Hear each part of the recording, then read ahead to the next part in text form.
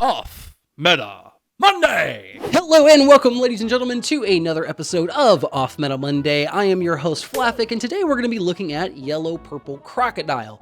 This leader on the surface doesn't look like he has a whole lot going on. He's kind of just a generic purple leader, but what makes him special is a card that is leader locked to him called Oh Come My Way. This card lets us rest it on and redirect attack into any one of our characters, which of course lets us play into a lot of on-KO shenanigans. It's been getting a lot of love here lately because of the new EBO3 Robin that got spoiled recently. It lets us just deal 1 damage to something when she dies, which of course is kind of different than taking a life, right? Because whenever you deal a damage to something, you can actually kill somebody with this Robin. So, in the future, being able to rest it on to redirect the attack into something to just win the game seems pretty good, and it's going to be something that's going to be kind of annoying to have to play around. But until then, I figured we'd take a look at the leader and see how he's doing now using one of my homie Bloodworth's lists from my LGS. So let's get into the list and see what's cooking on Yellow Purple Crocodile. Okay, so getting into the deck list, we're going to take a look at Crocodile here, our leader. He says on your opponent's turn, when you return Dawn from your field to the Dawn deck through one of your effects, you can add a Dawn from your deck and set it as active. So anything that says Dawn -1 as far as our event goes is going to get us 1 right back, and so it's going to basically be free, minus the 1 that we pay for it, right? But we're getting that 1 reset. It's going to be pretty quirky. Let's look at the list and see how that delineates as far as the rest of the deck goes. So we have 3 copies of the Shirahoshi here. She's a 1k counter, 2 cost, 0 power. When this character is KO'd by your opponent's effects, you can put a life from the top onto your life deck. So if they try to pop her, you get to gain a life, and then she's just a nice and sticky little blocker there. Otherwise, we've got 3 copies of Kozuki Hiyori. She's a 2 cost here with a 2k counter. You can play her, and then you can take the top or bottom of your life, put it in your hand, then put a card from your hand onto your top of your life from there, right? So if you have 1 life, this is automatically a way to reset. You're the one who should disappear or something like that, and can be really good in the late game. Otherwise, it's just going to be a pretty trusty little 2k counter. Next up, we've got the Zeus, just a 4 copy of the Zeus, pretty standard yellow 2k at this point. Next up, as far as smaller bodies go, we've got the traditional 4 copies of Veggie. This is a life gain deck, and with all the manipulation of life that we have with like the Hiyori and stuff, being able to put Veggie in the life is also going to be just an annoying way to try to get us an extra couple of turns and see if we can't pull a win out. Other than that, we've got our 4 copies of Miss Wednesday. She's a blocker, 3 costs, 4k power, 1k counter. It says on your opponent's attack, you can Dawn minus, which of course you're going to get it back with your leader ability, and then you just get to ramp a Dawn. So that's pretty good for our ramp. To help that out, we've got 4 copies of the traditional Bond Clay, just an on-play 4 cost ramp a Dawn, 1k counter, 1k power. It can copy the power of another character on your opponent's board's attack when it swings, so very handy little swing as well. Next up, we've got 2 copies of Miss All Sunday. She is a 5 cost, 5k swinger that when you play her, you get to add a rested Dawn, and if you have 6 or more Dawn on the field, you get to draw a card. So nice little body that also nets as a card, but we're really playing it for the trigger, which Dawn -2 just lets us play her for free. So again, with our leader ability, we're going to go Dawn -2, get 1 of those Dawn back, play her, get another Dawn rested, and draw a card. So that's pretty good. And then to round out our package, we've got most of our like core engine pieces. We've got 4 Kikunojo, 4 cost, 6k power. When she dies, if your opponent is 3 life or less, you place the top card of your deck onto your life, so it's going to be able to gain you a life. With, like I said, Oh Come My Way, we're going to be able to redirect some swings into her and gain some life that way. And then like on trigger, if she die, or if your opponent's at 3 or less, you have to play it, right? So it plays itself for free if they're at 3 or less, and then gains a life if they're at 3 or less when it dies. So that's pretty good. To complement that, we've got her favorite partner, Basil Hawkins, which is sort of the inverse effect. When it dies, you get to trash the top card of their life. So 1 gains you 1, 1 trashes 1. Nice little dichotomy there, but we're only playing 3 copy of the Basil. Then we've got the 4 of Kuma, so that new Kuma, it's got 6 cost, 7k power. When you play it, it gets +1 cost for the turn. On play, you trash a card from your hand and you gain a life, and then when it dies, you get to gain a life. So Nord redirection shenanigans, more gain life shenanigans. We love Kuma in this deck. He's super solid, and kind of what makes the deck really work right now before we get that Robin that we talked about. And then rounding out our characters, we've got 4 of Yamato. This is just a little piece of removal. This one can go in or out of the deck, honestly. I think I really prefer the 8-cost yellow kid over this card, but Yamato is also pretty solid on play. KO up to one of your opponent's characters with a cost that is equal to or less than the total life of you and your opponent. Then if you have 1 or less life, you can gain a life, right? So decent little kind of like variable removal. We can play it at different points of the game depending on how much life we have and pop some bigger things, but for the most part I kind of think the kid would be better. It costs 1 less. This one's a 9 cost, the kid's an 8 cost. This one's a 9k swing, which 9 for 9, not a very good rate. I'm kind of iffy on the Yamato, but to complement the Yamato, we've got 4 copies of this 8 cost Crocodile. 8 cost, 9k power, on play, down -2, leader locked, and place up to 1 card from the top of your deck onto your life. So play this guy, just get to gain a life for free. It's a nice swinging body. When your opponent tries to swing at you, you can down -1 to sort of loot and just draw a card, trash a card. Honestly, don't really like that part of that effect on this card, but it's just a nice little addendum to being able to gain a life on a pretty decently sized body. And then for our events, we've got 4 Oh Come My Way. Down -1 if your leader has Baroque Works in its type. Choose one of your characters, it becomes the target of the attack. That's the core of our deck, it's what makes the whole thing work. But it also has a trigger, down -1, draw 2 cards. So again, with our leader effect, this is also pretty good. Being able to draw 2 and ramp it down for free is pretty nice. And then to complement that, we've also got 3 copies of You're the One Who Should Disappear. Pretty traditional yellow counter, 0 cost. You can trash a card from your hand to give something +3, but on trigger, if you've got 0 life cards, you get to gain a life. Pretty dirty, and you have to trash a card from your hand. Well, who cares about that? Either way, most of you guys know this card. It's not super crazy, but that's the list. Let's get into the games and see how Yellow Purple Crocodile is faring in these days pre-EBO3.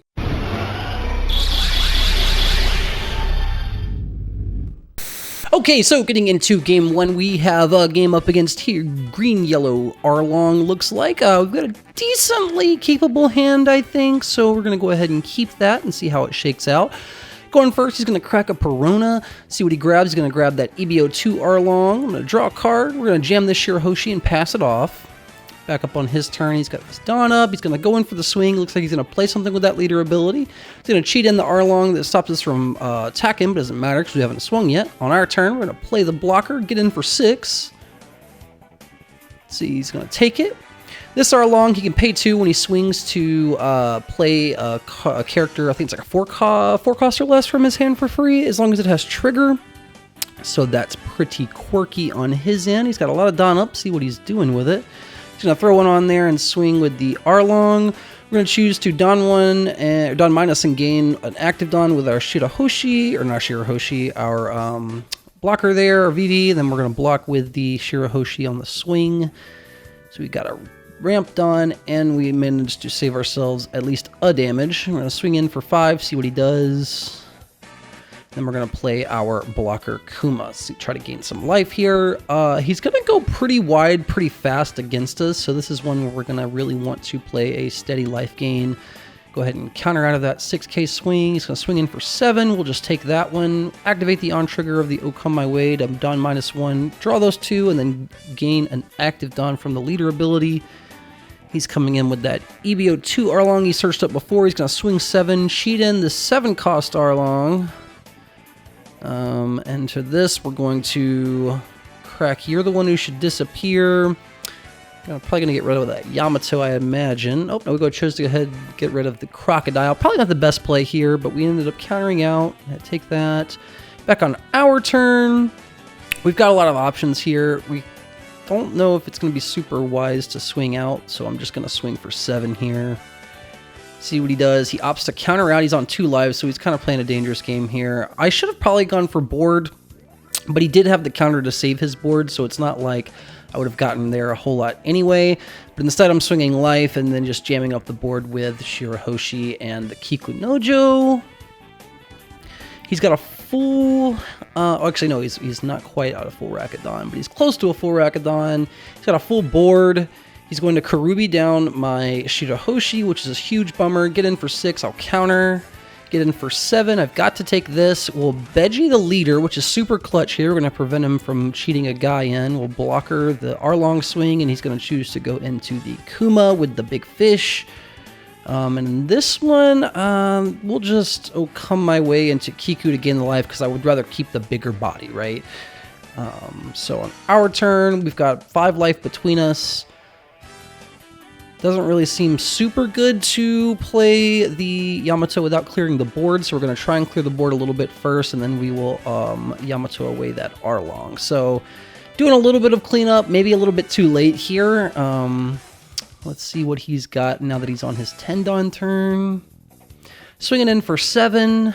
I've got literally no counter, so I have to pretty much just take whatever kind of abuse he wants to throw at me. We've got a 2K, still can't block that. He's cheating in the buggy to get the double attack. That's super rough, and now he's just got his board up. He legit probably could have just... Oh, I know he didn't have enough Dawn to swing Karubi.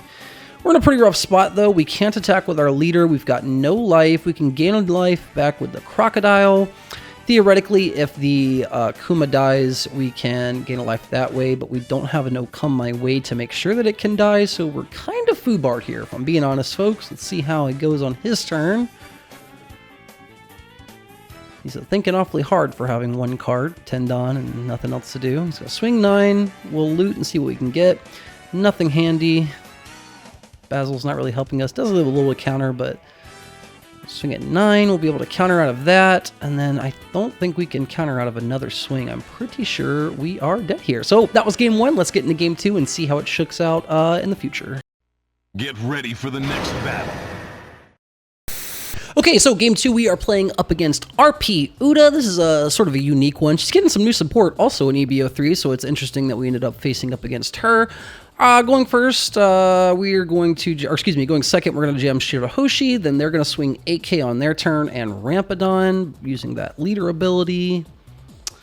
Kind of crazy. They ramp up pretty fast in this game. We, being the purple deck also, you'd think we'd ramp pretty fast. We don't ramp a whole lot in this deck, all things considered. In the games I've played, you know, we ramp a moderate amount, but nothing crazy. He's going to counter out of our 6K swing. We got the extra ramp with the Bon Clay there. He's going to go in for 7, activate that leader ability with the Uta. I'm going to counter out of the 7 swing. Not ready to take another damage yet. He's jamming a Lucky Roo. That's that new Lucky Roo from, what's that, EBO2? Yeah, no, PRBO2, excuse me. Another Bon Clay for us, jamming up a active Dawn, and then we're swinging in for 5. He chooses to take it. We'll play the Kiku. We've got a pretty wide board. Nothing really that those Bon Clays can do because that Lucky Roo is only a 2K swinger, but he does have to play characters eventually if he wants to beat us.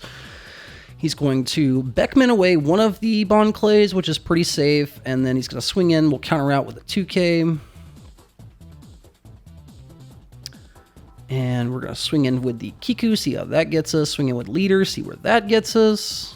We've been pretty aggressive with him now so far, but I don't think he's got that much counter in hand. So let's see where the Bon Clay swing gets us on 7. Copying that Beckman, he does take it. So he's pretty low on counter at this point in the game, and we've got the Yamato ready to swing next turn. He's really disincentivized from trying to take our Kiku from us. He's going to jam that 9-cost Shanks. Very scary, very cheap. Not actually paying 9 for that. We'll block to try to save the Bon Clay, and then we will redirect into the Kiku to gain a life here. Actually, oh, no, never mind. I'm sorry. I forgot I countered out to save my board there. So we chose to say I have a bigger board instead of gaining life there, which is fine. I think that's the optimal play here, especially since he's going so wide and so blocker heavy. Chooses to block the swing with his Shiki. We're going to throw 7 onto make the Kiku, and then try and go over this Beckman. I don't think it's going to work very well. He seems like he probably wants to protect that Beckman. Yep, counter out. We'll try 9 on the Beckman, see if he blocks. He does. We've got 1 Dawn to spare, so we can go ahead and throw it on the Crocodile if we want. Oh, no, we're just going to go straight 5 down the board. 6 down the board. Swing 11 on him and just pass the turn. Not sure why I didn't opt to just swing over it and then play the Crocodile. He probably would have let me have it, but I digress. Now my board's gone with 2 swings and a Shanks. Very dangerous. We're going to try our best to get ourselves back, gain a life off this Crocodile. He's going to go Tessero into Shiki and swing 6. We'll counter out of that. Go Hellbent. We'll take the 10. We know we can't block. Take that. We've got the Kuma in hand. Running up the Bon Clay. It's not looking good for us. We got him down to 1 life. I'm going to swing in 9. He's got blockers. Awkward. He probably blocks here. Nope, counters out. Unfortunate. We'll try to gain a life. We've got plenty of life to spare. He's got 1, 2, 3, 4 attacks that he definitely can get in. 1 that we can theoretically counter out of. So we should be okay if we can gain some decent life triggers here. 12k going into our Crocodile. We'll just let him have it. No sense in getting fancy now. 6k into us. We will take that. Debating on using this life trigger. I think we do to see what cards we can get. Yeah, I'll go ahead and bounce that back and see if we can draw some extra counter.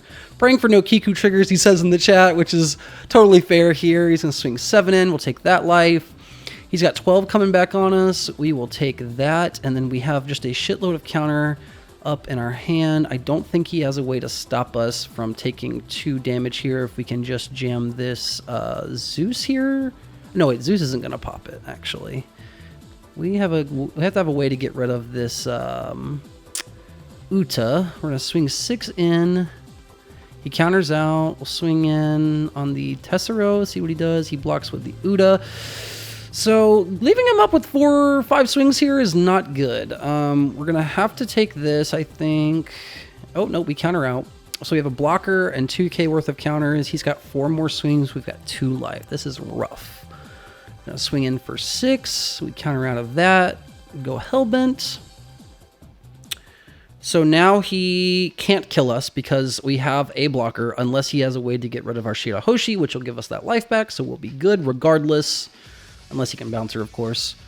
Let's see, he's going in for 10. We have to just let him have this. We'll be okay on the clapback because we do at least have the Kuma. Let's see where he points this Big Shanks here. He's going to think about his Dawn here. Oh, he's just going to jam the Big Shanks, KO our Kuma. We'll gain the life, and then he's going to swing 5. We'll take the life trigger. Lucked out on the Basil to draw up, and then we've got more blockers and more Kumas to work with, but instead, we're just going to go right down the middle. He's got no blockers, he had no cards in hand, so it was pretty easy for us to just go 5 on Shirahoshi, get in for 5, and then he's got 1 card in hand. There's no way he's countering out of the rest of the Dawn we have, and just like that, you can do Dawn math, you can make it easy, doesn't have to be difficult. So those were the games. I hope you enjoyed them as much as I did. I really enjoyed playing this list. Honestly, this is probably one of the more fun off-meta Mondays I've had the opportunity to make. I think Yellow Purple Crocodile is super cool. My buddy Bloodworth, this is his list. He says this is his favorite deck he's ever played. I can see why. It's definitely not my favorite deck I've ever played. That honor always will belong to RP Luffy, my king. But until then, until something comes up, this is a pretty close second. High key, all things considered. I really like it. If you like it, give it a try, see what you think, and then hopefully maybe by the time EBO3 comes out, we'll be on some new gas with this deck, and it'll be even better. But until then, this has been Off Meta Monday. I'm your host, Flappic, and we'll catch you next time with another goofy deck.